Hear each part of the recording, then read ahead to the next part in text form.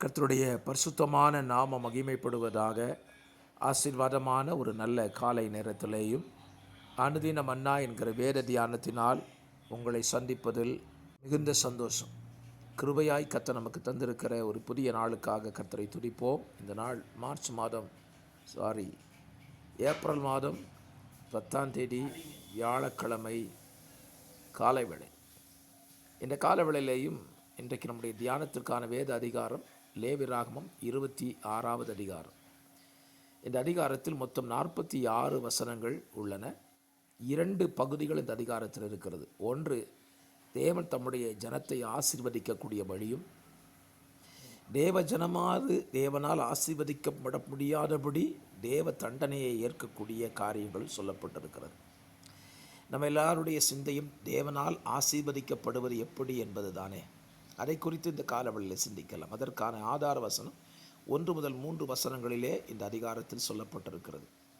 ஒன்று, தேவ ஜனங்கள் விக்கிரக ஆராதனை செய்யக்கூடாது என்றும், விக்கிரகங்களை தங்கள் தேசங்களில் தங்கள் வீடுகளில் வைத்திருக்கக்கூடாது என்று சொல்லுகிறார். இரண்டாவது, ஓய்வு நாளை பரிசுத்தமாய் ஆசரிக்க நினைக்க வேண்டும் என்றும் சொல்லுகிறார். இந்த ரெண்டையும் இஸ்ரவேல் புத்தரிடத்திலே ஆண்டவர் உங்களை நான் ஆசீர்வதிப்பதற்கான காரணம் என்றுதான் சொல்லுகிறார். புதிய ஏற்பாட்டிலே வாழுகிற நமக்கு ஓய்வு நாள் அனுசரிக்கப்படுவதில்லை, மாறாக பரிசுத்த நாள் அனுசரிக்கப்படுகிறது. அப்படியானால் தேவனை ஏற்றுக்கொண்ட நாம் விக்கிரக ஆராதனை செய்வதில்லை, சிலைகளை நம்முடைய வீடுகளில் வைப்பதில்லை, சந்தோஷம்தான்.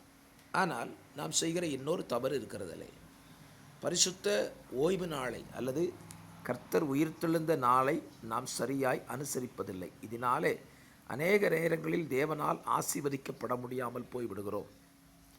யோசித்து பாருங்கள். இந்த வருடங்கள் தொடங்கி கிட்டத்தட்ட 3 மாதங்கள் முடிந்து 4வது மாதம் தொடங்கி ஒரு ஞாயிற்றுக்கிழமையும் நமக்கு முடிந்து விட்டது. இந்த 3 மாதங்களில் வந்த எல்லா ஞாயிற்றுக்கிழமைகளிலேயும் நீங்கள் தேவாலயம் சென்று தேவனை ஆராதித்தீர்களா? ஆலய ஆராதனைக்கு செல்வதற்கு நீங்கள் முக்கியத்துவம் கொடுத்திருக்கிறீர்களா? யோசித்து பாருங்கள். நம்முடைய பிந்தின வாழ்க்கையை சிந்திக்க வேண்டாம். இந்த வருஷத்தின் 3 மாதங்களை சிந்தித்தாலே குறைந்தபட்சம் ஒரு 13 ஞாயிற்றுக்கிழமைகளிலே நம்முடைய ஆலய பிரவேசம் எப்படி இருந்தது என்று யோசித்து பாருங்கள். 13 ஞாயிற்றுக்கிழமைகளிலே 13ஐயும் ஆலயம் சென்று தேவனை ஆராதித்து தேவ வார்த்தைகளை கேட்டிருப்போமானால் நிச்சயமாய் தேவனால் ஆசீர்வதிக்கப்படுவதில் சந்தேகமில்லை. ஆனால் பலரும் இந்த விஷயத்தில் தவறிவிடுகிறோம். அதற்கு பல காரணங்கள் இருக்கிறது. ஒன்று, நம்முடைய உறவுகளை சார்ந்தவர்கள் அன்றைக்குத்தான் திருமணங்களை விசேஷ வைபவங்களை வைக்கிறார்கள். ஒன்று. இரண்டாவது, இன்றைக்கு இருக்கிற அரசாங்கம் நடத்துகிற அத்தனை தேர்வுகளும் ஞாயிற்றுக்கிழமை தான் வைக்கப்படுகிறது. இதில் நாம் இடறிவிடுகிறோம். இதை தாண்டி நம்முடைய பிள்ளைகளுக்கு விசேஷித்த வகுப்புகளை ஞாயிற்றுக்கிழமை தான் பள்ளிக்கூடங்கள் நடத்துகின்றன.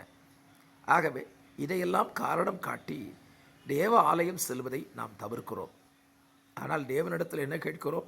ஏன் எங்களை ஆசீர்வதிக்கவில்லை என்று கேட்கிறோம். நான் ஒன்று சொல்லுவேன். தேவன் நம்மிடத்தில் சொன்னவைகளை நாம் செய்யாமல் தேவனை கேள்வி கேட்பது சரியல்லவே. ஆகவே தேவன் சொன்னபடி நாம் முதலாவது செய்வோம். அதற்கு பிற்பாடு அவரிடத்தில் கேள்வி கேட்கலாம். ஆண்டவரே, நான் விக்கிரக ஆராதனை செய்யவில்லை, பரிசுத்த ஓய்வு நாளை அல்லது பரிசுத்த ஆராதனை நாளை தவறாமல் அனுசரிக்கிறேன். ஆண்டவரே, உமக்குத்தான் முதலிடம் கொடுக்கிறேன், என்னை ஆசீர்வதியும் என்று கேட்டு பாருங்களேன். நிச்சயமாய் அவர்களை ஆசீர்வதிக்கத்தான் செய்வார். ஆக நாம் நம்முடைய பாகத்தில் செய்யாதவைகளை செய்யாமல் இருந்துவிட்டு தேவன் செய்யாதவைகளை குறித்து வருத்தப்படுகிறதுனால் என்ன பிரயோஜனம் இருக்கிறது? ஆகவே இந்த நாளிலே ஒரு நல்ல சிந்தையோடு துவங்குங்கள். இனி வருகிற வாரத்தின் முதல் நாள் பரிசுத்த நாள், ஓய்வு நாள் அல்ல, தேவன் உயிர்த்தெழுந்த நாளை முழுமையாக அனுசரிப்போம் என்று முடிவெடுங்கள். அப்படி முடிவெடுத்து விட்டு தேவனிடத்தில் கேளுங்கள், என்னை ஏன் ஆசீர்வதிக்கவில்லை என்று.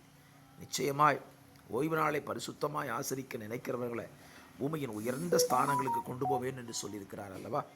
உங்களையும் உங்கள் குடும்பத்தையும் நிச்சயமாகவே நீங்கள் பரிசுத்த நாளை அனுசரிக்கிறதுனால உயர்ந்த இடத்துல வைத்து உங்களை ஆசீர்வதிப்பாங்க. ஜெபிக்கலாம். நல்ல பிதாவே, இந்த காலவளை தான் அந்த நல்ல சிந்தையின்படியே எங்கள் வாழ்க்கையில் விக்கிரகங்களுக்கு விக்கிரக ஆராதனைக்கும் இடம் கொடுக்காதபடி உங்கள் பரிசுத்த நாளை உயிர்த்தெழுந்த நாளை அனுசரிக்க கிருபை தாரும்.